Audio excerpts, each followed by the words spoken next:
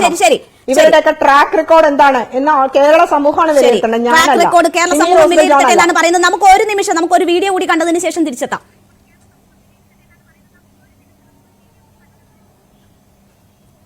അല്ല ഇപ്പൊ hello IT സെല്ലിനെ കൊണ്ട് എന്നെ തെറി വിളിപ്പിക്കുക. അവരുടെ IT സെല്ല് ഓൺ ആയിട്ടുണ്ട്.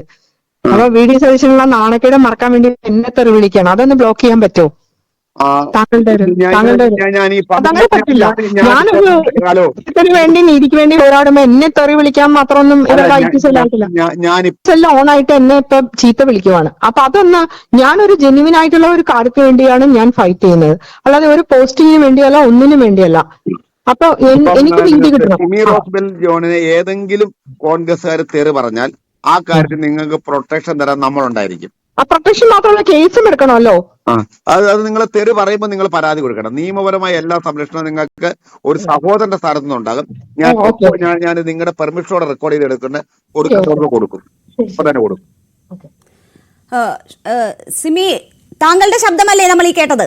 ഞാൻ ഓൾറെഡി DIGക്ക് കംപ്ലൈന്റ് ചെയ്തിട്ടുണ്ടല്ലേ?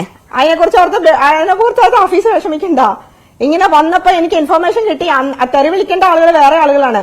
ഞാൻ മാനം മര്യാദയായിട്ട് തന്നെയാണ് ഇതുവരെ രാഷ്ട്രീയ പ്രവർത്തനം നടത്തിയത്. അത് മറുപടി തന്നത് ആരാണ്? ഈ ഇപ്പോൾ ആരോടാണ് സംസാരിച്ചത്? മറുപടി തന്നത് ആരാണ്? സൈബർ സെല്ലിനെ കൊണ്ട് ഹഫീസാണ്. ഹഫീസ്.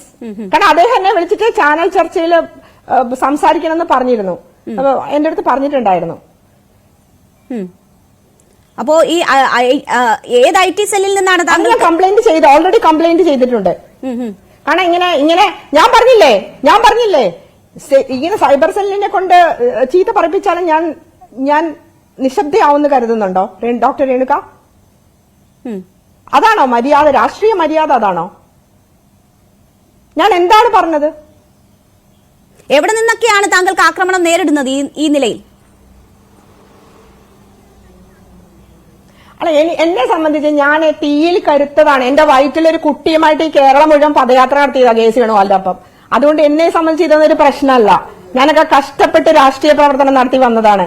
അല്ലാണ്ട് വായിൽ വെള്ളിക്കരണ്ടി ആയിട്ട് 5 സ്റ്റാർ ഹോട്ടലിൽ രാഷ്ട്രീയ പ്രവർത്തനം നടത്തിയ ആളല്ല. ഇപ്പോ അതുകൊണ്ട് എന്നെ ചെയ്തിട്ടുണ്ട്.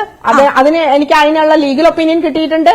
ആരൊക്കെയാണോ ചെയ്യുന്നത് അവർക്കെതിരായിട്ട് നടപടി ഉണ്ടാവും. അല്ല, അതെന്ന് പറഞ്ഞ എന്നെ പേടിപ്പിക്കല്ലേ. ഞാൻ ഒരുപാട് പയറ്റി തെളിഞ്ഞു വന്നതാണ്, കഷ്ടപ്പെട്ട് വന്നതാണ്. നേടിയതൊക്കെ മെറിറ്റിന്റെ ബലത്തിലാണ്.